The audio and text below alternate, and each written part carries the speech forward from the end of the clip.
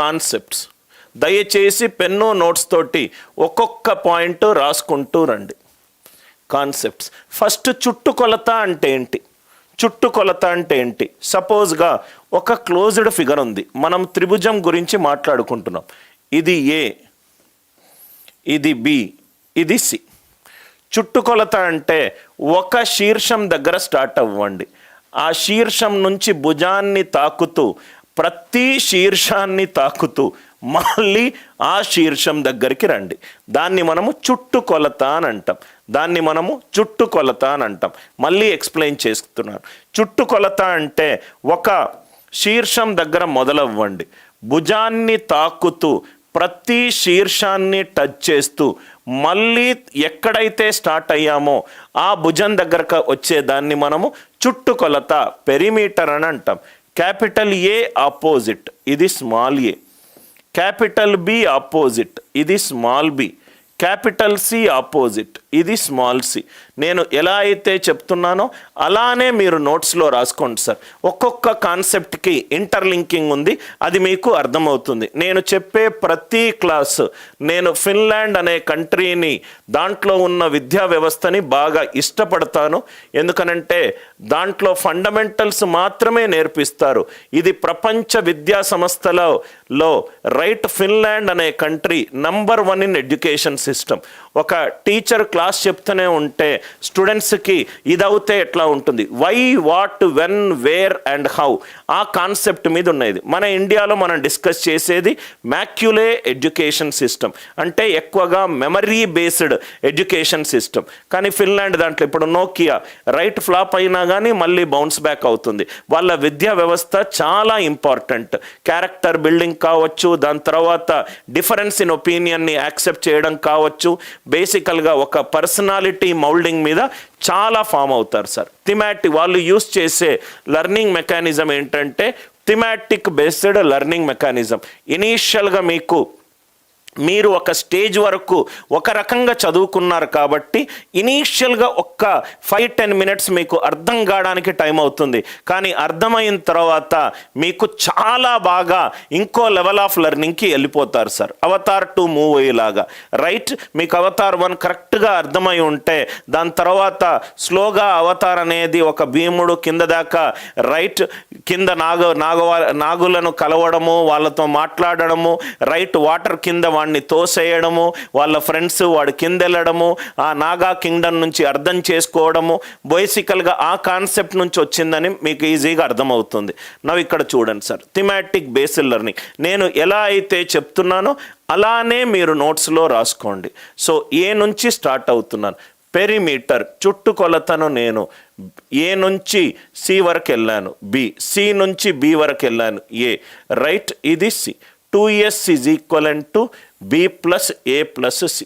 2s అనే దాన్ని మనము సెమీ పెరిమీటర్ని గ్రీక్, రైట్, ఎవరైతే యూక్లిడ్ అనే అతను జామెట్రీ మీద వర్క్ చేశాడో అతను పెరిమీటర్ చుట్టుకొలతకి ఇచ్చిన నొటేషన్ ఏంటంటే 2s.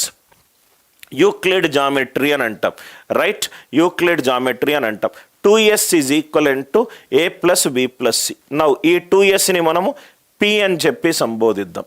P is equivalent to, చుట్టుకొలతని ఇప్పటి నుంచి నేను పి అంటాను. P is equivalent to A plus B plus C. P is equivalent to A plus B plus C. మనం నిన్న క్లాసులో ఒక కాన్సెప్ట్ డిస్కస్ చేశాము, రైట్? ఈ ఎగ్జాంపుల్ చూడండి సార్. 7, 16, x. ఇది కనుక ఒక త్రిభుజం యొక్క భుజాలు కనుక అవుతే ఎక్స్ ఏ సహజ సంఖ్య వాల్యూలు తీసుకుంటుంది. ఎక్స్ ఏ సహజ సంఖ్య వాల్యూలు తీసుకుంటుంది. నిన్న మనం ఇది డిస్కస్ చేసాం. 7, రైట్, 16, x. ఇది కనుక భుజాల్లో త్రిభుజం యొక్క భుజాలు అవుతే ఎక్స్ సహజ సంఖ్య అవుతే ఎక్స్ ఏ వాల్యూస్ తీసుకుంటుంది. నేను చాలాసార్లు చెప్పాను సార్, ఇంకోసారి నాకు చెప్పే ఓపిక లేదు. దయచేసి నేను సబ్జెక్ట్ స్టార్ట్ చేసిన తర్వాత మీకు ఏదైనా ఉంటే రైట్, మీరు యాప్లో చాట్ ఆప్షన్ యూస్ చేయండి. దయచేసి నేను చదువు చెప్పేటప్పుడు, పిల్లలు చదువుకునేటప్పుడు కంప్లీట్గా డిస్ట్రాక్షన్ని అవాయిడ్ చేయాలి అని నేను మనస్ఫూర్తి కోరుకుంటాను. నేను క్లాస్ చెప్పేటప్పుడు పూర్తిగా అయిపోయిన తర్వాత కావాలంటే మీ డౌట్స్ని కామెంట్స్ చూసి రిప్లై చేస్తాను. దయచేసి నా ఫోకస్ని డిస్టర్బ్ చేయకండి. ఏది కూడా అవసరం లేనిది, సబ్జెక్ట్ కాకుండా అవసరం లేని అన్నీ వెయిట్ చేస్తాయి సార్. దానికి 7, 16, X ఒకసారి అర్థమవుతానే ఇటువంటి క్రిటికల్ ప్రాబ్లమ్స్ని సెకండ్స్లో చేయగలుగుతారు. 7, 16, X ఇది గనక త్రిభుజంలో ఉన్న భుజాలు గనక అవుతే, భుజము సహజ సంఖ్య అవుతే అది ఏ వాల్యూ అవుతుంది? నేను నిన్న చెప్పాను సార్, ఇది 16 యూనిట్ల ఒక స్టిక్ తీసుకుంటే దీని మీద 7 యూనిట్ల స్టిక్ పెడితే, ఇంకోటి 9 యూనిట్ల స్టిక్ పెడితే 7 + 9 16. అదే స్కేల్ మీద ఇంకో 2 స్కేల్స్ ఉన్నాయి, అంటే ఒక రేఖ మీద ఇంకో 2 రేఖలు ఉన్నాయి, అప్పుడు త్రిభుజం ఫామ్ అవ్వదు. అంటే ఎక్స్ అనేది చాలా ఇంపార్టెంట్. ఎక్స్ అనేది 9 కాదు, ఎక్స్ అనేది 9 కాదు. అదే దీని మీద రైట్, ఇది 16 యూనిట్ల స్కేలు, ఇది 7 యూనిట్ల స్కేలు, దాని మీద 23 యూనిట్ల స్కేలు పెట్టినా కానీ ఆ 3 ఒకదానిపైన ఒకటి ఉంటుంది. అంటే ఎక్స్ అనేది 23 కాదు. అంటే ఎక్స్ అనేది 9 కంటే ఎక్కువ ఉండాలి, 23 కంటే తక్కువ ఉండాలి. ఎక్స్ అనేది 9 కంటే ఎక్కువ ఉండాలి, 23 కంటే తక్కువ ఉండాలి. ఇదే కదా సార్ మనం నిన్న డిస్కస్ చేసింది. నవ్వు ఇక్కడ చూడండి సార్, రైట్. నవ్వు ఇక్కడ చూస్తే ఇదే కాన్సెప్ట్. 7 + 16 23. ఎక్స్ 23 కంటే తక్కువ ఉండాలి, ఎక్స్ 23 కంటే తక్కువ ఉండాలి. అంటే ఏబిసి భుజాలు కనుక అవుతే right, some of 2 sides greater than third side, difference between 2 sides less than third side. ఈ 2 కండిషన్లు అందరికీ అర్థమైందా? ఒకసారి ఎగ్జాంపుల్ తోటి రైట్ ఊహించుకోండి సార్, మీకు అర్థమవుతుంది. 16 నుంచి 7 తీసేస్తే 9, సి 9 కంటే ఎక్స్ 9 కంటే ఎక్కువ ఉండాలి. 7 + 16 23, ఎక్స్ అనేది 23 కంటే తక్కువ ఉండాలి. నవ్వు ఇక్కడ చూస్తే sir, A + B greater than C, అంటే C is less than B plus A, C is less than B plus A, B minus A is less than C. చాలా ఇంపార్టెంట్ కండిషన్ సార్, దయచేసి ఇది నోట్స్లో రాసుకోండి. B - A less than C less than A + B. అంటే A, B ఇది కనుక ఒక త్రిభుజంలో 2 భుజాలు కనుక అవుతే, A + B అనే ఒక త్రిభుజంలో ఇవి 2 భుజాలు కనుక అవుతే, మూడో భుజము దేని మధ్యలో ఉంటుంది? B - A B + A మధ్యలో ఉంటుంది. B - A B + A. ఇది మీరు పట్టాల్సిన అవసరం లేదు.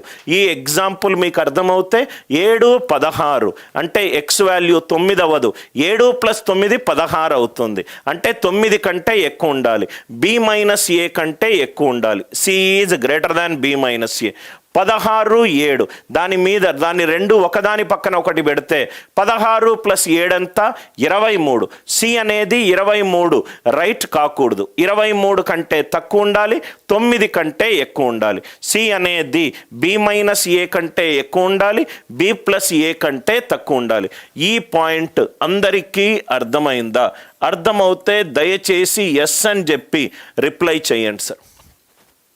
B - A less than C less than B + A.